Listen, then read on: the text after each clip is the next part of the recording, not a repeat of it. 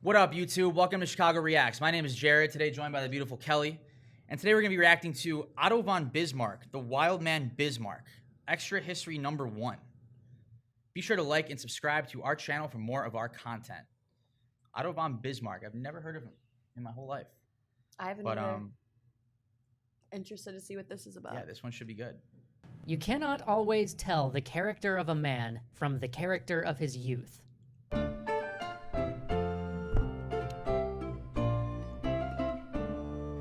1878, the Congress of Berlin. A graying man with a proud walrus mustache stands and says, "Europe today is a powder keg, and the leaders are like men smoking in an arsenal. A single spark will set off an explosion that will consume us all. I cannot tell you when that explosion will occur, but I can tell you where. Some damned foolish thing in the Balkans will set it off." 1897. A prince in the middle of his life goes to visit the man, the old man now. It is the last time the two will meet, for the younger, Wilhelm II, dismissed this old man years before. But as their visit concludes, the old man issues a warning. He says, "Your Majesty, so long as you have this present officer corps, you can do as you please. But when this is no longer the case, it will be very different for you." Then he says, "The crash will come 20 years after my departure if things go on like this." The old man will die in July of 1898. In November 1918, that prince, Wilhelm II, will abdicate the throne, having lost the backing of his army in the disaster that was the First World War. Bismarck's prediction was off by only 4 months. Such was the mind that would use Europe for a chessboard and redraw the map forever.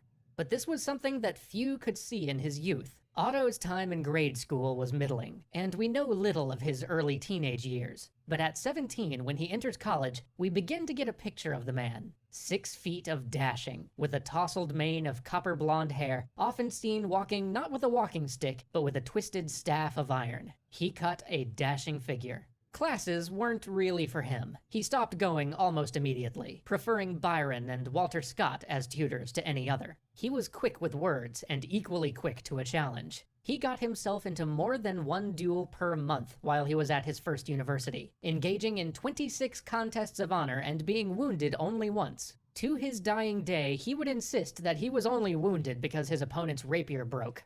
He consumed monumental amounts of alcohol, discovered a profound, if not so profound, love of the fairer sex, and managed to rack up a small mountain of debts. Most intriguing of all, though, he got himself cast as a character named Otto von Bismarck when his roommate wrote a novel about their wild college life. By the way, this man, who was quite aptly named Motley, would soon become a historian of some note, and one of the diplomats who kept Europe from siding with the Confederacy in the American Civil War. Anyway, that wild college life of theirs eventually caught up to Otto, and he moved to Berlin both to attend law school and to dodge the consequences of his roguish ways. Still rooming with Motley, he never once went to class while in law school. But when graduation time drew near, he hired what is politely known as a crammer at the last minute, and managed to pass the exam to become a practitioner of law.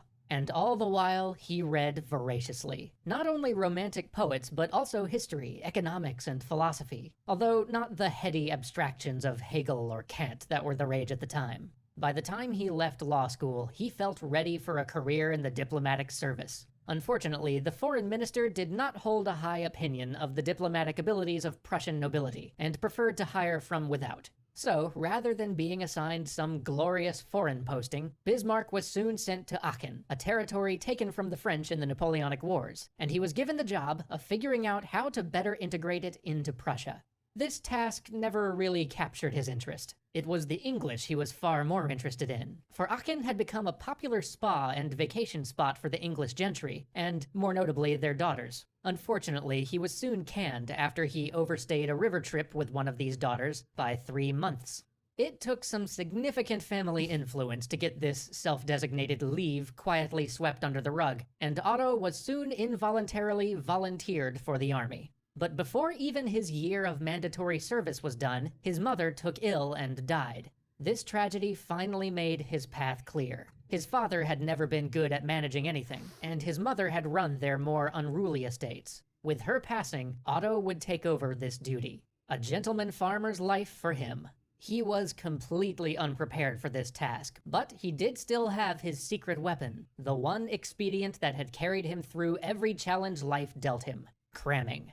So as his military service wrapped up, he devoured books on agricultural science, estate management, and economics. He even managed to get himself into a soil chemistry course at a nearby agricultural institute. Armed with this knowledge, he set to his task with vigor. And so, even as the agricultural markets of Northern Europe collapsed around him, his estate grew in value, and his diligence was matched only by his eccentricity. He became known for unpredictable behavior, like marking his entrance into a neighbor's house by firing a pistol into their ceiling, or releasing foxes into people's drawing rooms. He earned the nickname the Wildman Bismarck from the locals, and, as always, from the local ladies as well. But this wild man treated his laborers well, much better than their ceilings and drawing rooms anyway, and he further devoted himself to his studies, diving deep into history, poetry, English politics, and even philosophy. Wow. Though he did still have a preference for Spinoza over the German philosophers that were informing many of his more liberal colleagues' thoughts at the time. All of this, and perhaps age, began to refine him, to smooth out his roughest edges. And though country life weighed heavy on him, in many ways he was well suited for it. It looked as though the life of a country squire was to be his calling. Over time, he settled in, he made friends. He even married a woman who seemed wholly unsuited to him, a quiet, devout woman with no interest in politics or English poetry. But she made him quite happy. In fact, he adopted her religion, pietism, to marry her. And such is the strange character of Bismarck that he did so earnestly, or at least he adopted the parts of her faith which he earnestly found compelling. But her father doubted that Otto was sincere in his conversion. This was the wild man Bismarck, after all. But Bismarck had a plan. Bismarck always has a plan. He wrote his beloved's father a letter detailing his path to finding faith. And when the man still hesitated, Bismarck, being Bismarck, seized the moment, tore all the way across Pomerania in the middle of winter, and showed up at the man's estate to convince him in person. When Bismarck returned from this excursion, he found on his desk a letter. It was an invitation to take charge of running the dikes on the Elbe. It may not seem like much, but it was an official position. His time in the doghouse with the government might be over. So he attacked the work. Then, in 1847, something monumental happened. The King of Prussia called a parliament. For the first time, Prussians would get together, debate, and vote on things. But Otto's wedding date was near, and besides, he hated Berlin, and he was a staunch conservative, believing in the power of the monarchy at a time when liberalism and democracy were in vogue. Even the idea of a parliament grated against his royalist leanings, for though this was a summoned rather than an elected parliament, it was almost certainly going to be used to push for a proper elected parliament, one which, by its very nature, must take its power from the royal government. So he was reluctant to go. Even if he were to be summoned, he might not. But then fate turned. He received another letter. An acquaintance, whose good graces he wanted to stay in, had suddenly fallen ill, and now requested that Otto take up his post as representative of the Prussian Saxon nobility. This request made no sense, as technically Otto was not part of the Prussian Saxon nobility. His estates were all either in Altmark or Pomerania. But never mind that, he couldn't turn down such an important request. So he made his way to the United Diet, where a push for a true parliament was already in session. Pro-democratic speeches were given. One man got up and declared that the Prussian people had only thrown back Napoleon because they were promised a constitution. This was too much. Bismarck stood and responded that the Prussian people had thrown back Napoleon for Prussia. Did the man really think that Prussians wouldn't have stood up against an invader without being promised a piece of paper? The hall erupted in boos. People shouted and stamped. The place was chaos. But Bismarck, being Bismarck, just picked up a newspaper and began to leisurely read through it until they were quite done. And then he finished his speech. And in that moment, Bismarck the country squire became Bismarck the statesman. Wow, let's take a deep breath after that one. I mean, I'm surprised that was by extra history because the other extra history ones we've seen move like a lot slower. Yeah, that was fast. And like give you time to digest. I just got that guy's entire life story.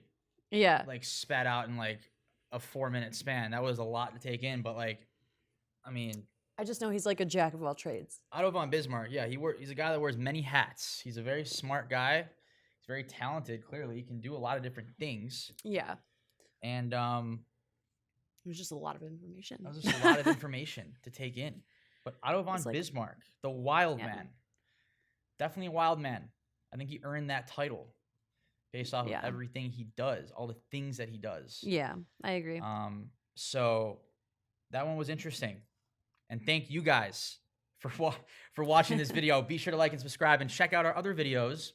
If there's anything else you want us to react to, comment down below and let us know. Thank you guys again for tuning in, and we'll see you guys next time.